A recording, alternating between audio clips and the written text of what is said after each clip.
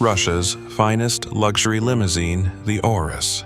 Russian dictator Vladimir Putin gifts the Aurus to North Korea's young dictator Kim Jong Un. Taking the driver's seat himself, Putin lets Kim Jong Un ride shotgun. When Putin hands over the wheel to Kim, Kim's face lights up with a wide smile. And what does Kim offer in return? Merely a Pungsan dog. Why would Putin strike such an unbalanced deal? Because he needed a temporary stand-in driver. This single moment of Putin relinquishing the wheel to Kim would spark chaos in the international arena just 4 months later.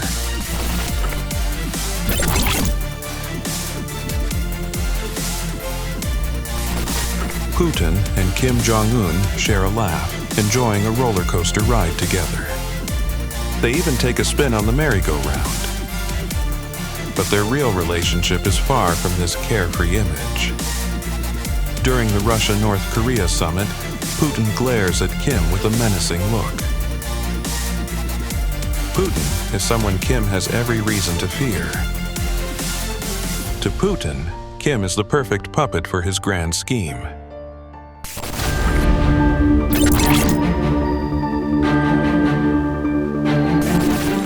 Last summer, after exchanging cars and Pungsan dogs, Kim Jong Un and Putin signed a remarkable pact. The agreement stated that if either party faced an armed invasion, the other would provide immediate military assistance, in accordance with the UN Charter and the laws of both nations. Initially, this was interpreted as Russia promising to protect North Korea. But 2 months later, the situation took a dramatic turn when Ukraine launched an offensive into Russian territory. The agreement stated that if either party faced an armed invasion, the other would provide immediate military assistance, in accordance with the UN Charter and the laws of both nations. The true price of the car Putin gifted Kim in June became clear: the deployment of North Korean troops to Russia.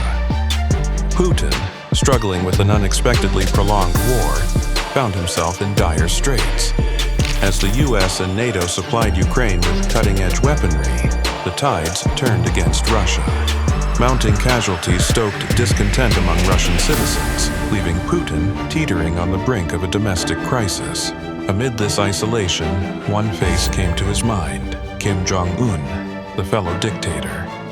It seems Putin had anticipated Ukraine's offensive. The treaty, signed just 2 months prior, spelled it out clearly.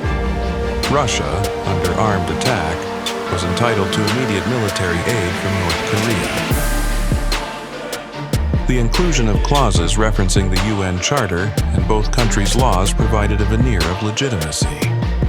At the same time, Kim Jong Un must have had a complicated calculation of his own.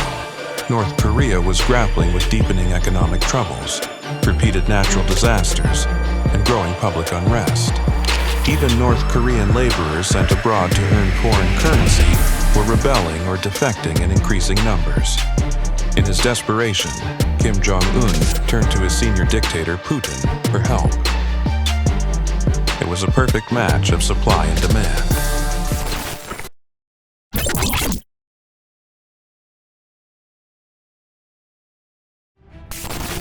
News of North Korea's troop deployment to Russia has sparked a wave of analysis regarding the implications of strengthened military ties between the two nations. In June, the U.S. Deputy Secretary of State suggested that North Korea might receive nuclear-related support from Russia in exchange for providing long-range missiles and artillery shells. Now, with military cooperation expanding beyond weapons to include manpower, these concerns have only deepened. Even before the troop deployment, the U.S. reacted strongly to the nuclear threats posed by China and North Korea. Now, with Russia bolstering its military partnership with North Korea, American apprehensions have grown further. South Korea, too, is increasingly alarmed. The situation has become so precarious that the outbreak of war on the Korean peninsula no longer seems improbable. Rumors persist that the U.S. is considering deploying nuclear weapons to South Korea, to counter the military collaboration and nuclear threats from the North Korea-China-Russia alliance. Ultimately, the ambitions of dictators Kim Jong Un and Putin could plunge the Korean peninsula into crisis. While young Russians flee conscription by escaping abroad, Putin seeks to fill the gaps with North Korean soldiers. Meanwhile, Kim Jong Un forces his own youth into a war even Russians avoid, aiming to suppress domestic discontent fueled by economic struggles. By aligning himself with Putin's shadow, Kim seeks to sustain his dictatorship, an aging dictator and a young one, clasping hands in an opportunistic alliance. Their true motives laid bare for all to see, but the end of their miscalculation will be nothing short of tragic.